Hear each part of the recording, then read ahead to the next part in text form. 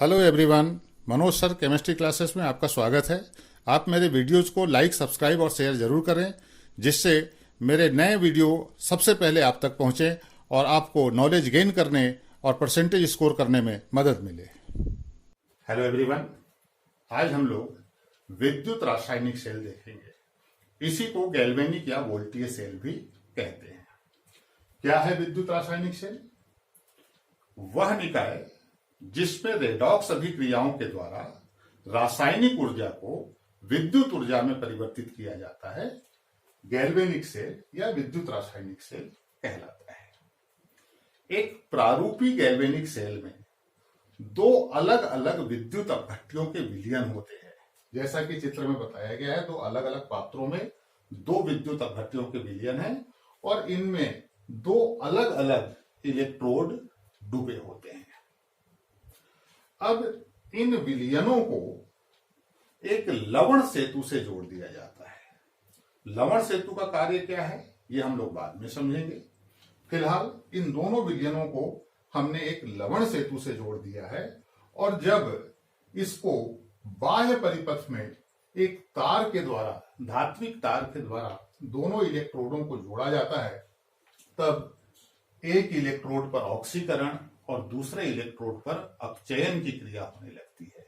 इस प्रकार electron anode से निकलकर कैथोड की ओर गति करने लगते हैं, जिसके परिणाम स्वरूप विद्युत ऊर्जा उत्पन्न होती है। अब जिस इलेक्ट्रोड पर ऑक्सीकरण की क्रिया होती है उसे हम गैल्वेनिक सेल का एनोड कहते हैं और उसे गैल्वेनिक सेल का ऋण ध्रुव कहा जाता है।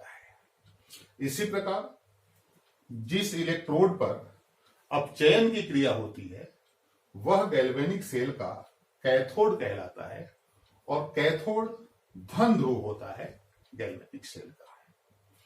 तो इस प्रकार ये जो संपूर्ण गैल्वेनिक सेल है, इसको हम दो अर्ध सेलों से मिलकर बना हुआ मानते हैं। जिस इलेक्ट्रोड में, जिस पात्र में ऑक्सीकरण की क्रिया होती है उसको हम कहते हैं ऑक्सीकरण अर्धसेल, और जिस पात्र में अपचयन की क्रिया होती है उसको हम कहते हैं अपचयन अर्धसेल।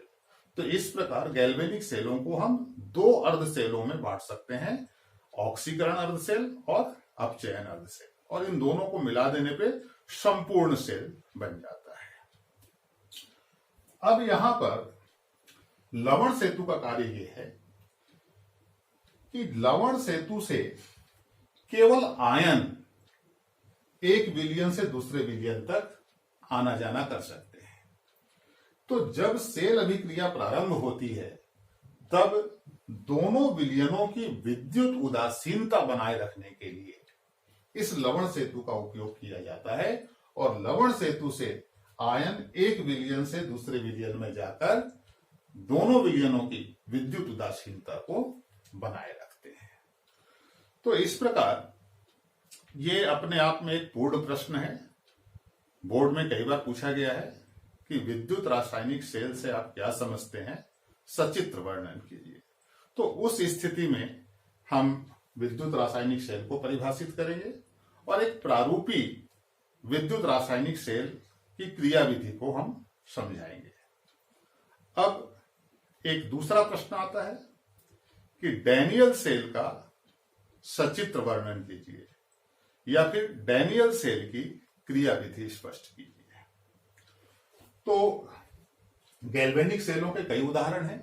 हमने अभी उसको परिभाषित किया है कि वह निकाय जिसमें रेडॉक्स अभिक्रियाओं के द्वारा रासायनिक ऊर्जा को विद्युत ऊर्जा में परिवर्तित किया जाता है, गैल्वेनिक सेल कहलाता है, विद्युत रासायनिक सेल कहलाता है।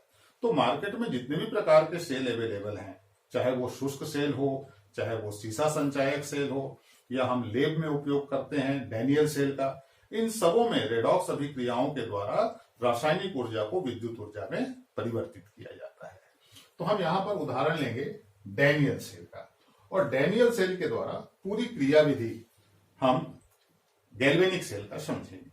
डैनियल सेल में जिंक सल्फेट विलयन में जिंक धातु की एक छड़ एनोड के रूप में और कॉपर सल्फेट विलयन में कॉपर धातु की एक छड़ कैथोड के रूप में डूबी होती है। इन दोनों विलयनों को लवण सेतु से जोड़कर और जब दोनों इलेक्ट्रोडों को किसी धात्विक तार के द्वारा जोड़ा जाता है तब परिपथ में विद्युत धारा प्रवाहित होने लगती है। ये जो लवण सेतु का उपयोग किया गया है, वर्तमान में सरंध्र पात्र से भी दोनों विलयनों को अलग किया जा सकता है। अभी जो लैब में डैनियल सेल होता है तो उसमें दोनों विलयन सरंध्र पात्र से अलग होते हैं।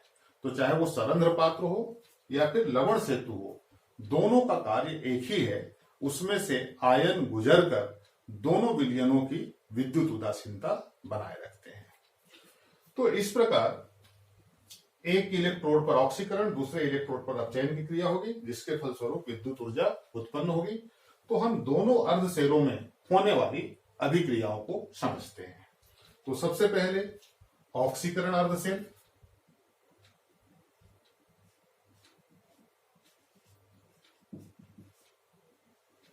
ऑक्सीकरण अर्ध सेल अभिक्रिया।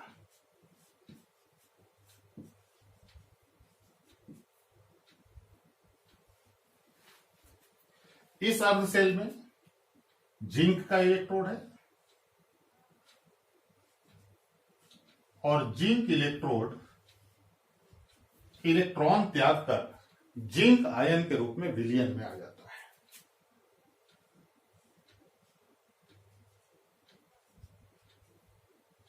ये विलयन में आ जाएगा और यहां पर 2 इलेक्ट्रॉन त्यागा गया। तो इस अर्ध सेल की क्रिया को हम इस प्रकार से प्रदर्शित कर सकते हैं। ये जिंक आयन विलयन में आ जा रहा है और इलेक्ट्रॉन यहीं पे रह जाएगा। तो इस प्रकार ये एनोड पर क्रिया हो रही है। अब देखते हैं अपचयन अर्ध सेल की अभिक्रिया। ये जो इलेक्ट्रॉन त्यागे गए हैं, ये धात्विक तार से गति करते हुए कॉपर के कैथोड तक पहुंचेंगे और कैथोड की सतह पर ये इलेक्ट्रॉन जमा होने लगेंगे। अब यहां कॉपर सल्फेट विलयन है, तो कॉपर सल्फेट विलयन में कॉपर आयन होगा और ये इन इलेक्ट्रॉनों को ग्रहण करता है और ग्रहण करके उदासीन हो जाएगा। उदासीन होके ये इलेक्ट्रोड पर जमा होने लगेगा। इस प्रकार ये इलेक्ट्रोड पर जमा होने लगेगा। तो हम देखते हैं अपचयन अर्ध सेल अभिक्रिया। अपचयन अर्ध सेल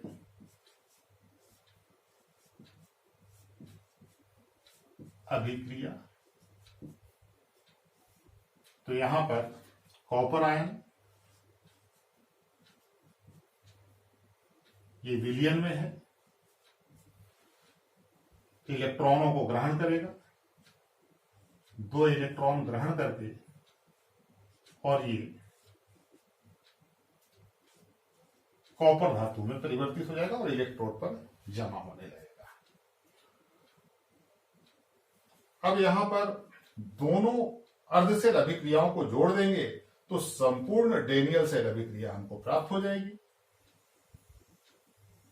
तो संपूर्ण सेल अभिक्रिया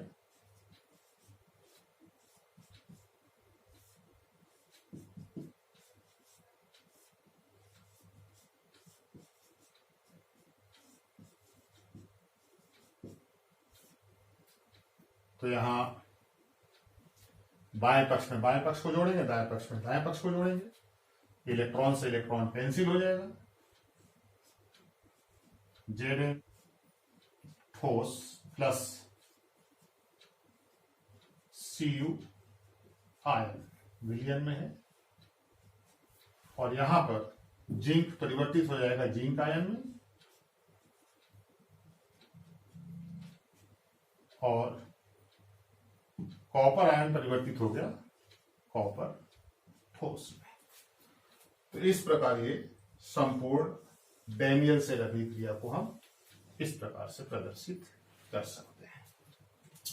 यहां आप थोड़ा लवण सेतु की क्रियाविधि समझ लेते हैं। यहां पर जेड आयन और सल्फेट आयन है। अब ये एनोड पर ये वाली क्रिया हो रही है, तो इससे विलयन में Zn+2 आयन आने लगेंगे, नए आयन आएंगे। तो Zn+2 आयनों की सांद्रता बढ़ जाएगी एनोड के चारों तरफ। उसके विपरीत हम देखते हैं कैथोड पर कॉपर सल्फेट है, तो यहां पे Cu2+ और SO4 सल्फेट आयन है। अब ये जो आयन है ये किस में परिवर्तित हो रहा है? कॉपर में। तो ये इस पात्र में धनायन की मात्रा कम हो रही है और इस पात्र में धनायन की मात्रा बढ़ रही है। तो दोनों विलयनों की जो विद्युत उदासीनता है वो बिगड़ जाएगी। उस स्थिति में ये जो सल्फेट आयन है ये लवण सेतु से गति करता हुआ दूसरे विलयन में पहुंचेगा और वहां Zn+2 आयन के साथ संयुक्त होकर के फिर से जिंक सल्फेट में परिवर्तित हो जाएगा। तो इस प्रकार यहां पर ये विलयन भी विद्युत उदासीन हो जाएगा और ये विलयन भी विद्युत उदासीन हो जाएगा। अब लवण सेतु को बनाने के लिए हम एक कांच की नली लेते हैं और कांच की नली में या तो अमोनियम नाइट्रेट या फिर पोटेशियम नाइट्रेट या फिर अमोनियम क्लोराइड या फिर पोटेशियम क्लोराइड, इनमें से किसी भी एक का पेस्ट बना करके हम कांच की नली में भर देते हैं और इस प्रकार ये लवण सेतु बन जाता है। तो लवण सेतु का कार्य केवल इतना है कि आयन इसमें से गुजर सकता है और आयन एक विलयन से दूसरे विलयन तक पहुंचकर दोनों विलयनों की विद्युत उदासीनता बनाए रखते हैं। यहां जो ये लवण सेतु बनाने में पदार्थ प्रयुक्त होता है ये कई बार वस्तुनिष्ठ प्रश्न के रूप में कंपटीशन वगैरह में आया है। पहले इस अध्याय से वस्तुनिष्ठ प्रश्न आते थे, अब इस अध्याय से वस्तुनिष्ठ प्रश्न नहीं आते हैं, लेकिन ये भी इंपॉर्टेंट है कि लवण सेतु बनाने के लिए किन पदार्थों का उपयोग किया जाता है। और अभी आपको बताया कि अब लवण सेतु की जगह सरंध्र पात्र से भी दोनों विलयनों को पृथक रखा जा सकता है। जैसे लेब में अभी जो हम लोग देखते हैं तो उसमें एक सरंध्र पात्र होता है और सरंध्र पात्र में इसको एक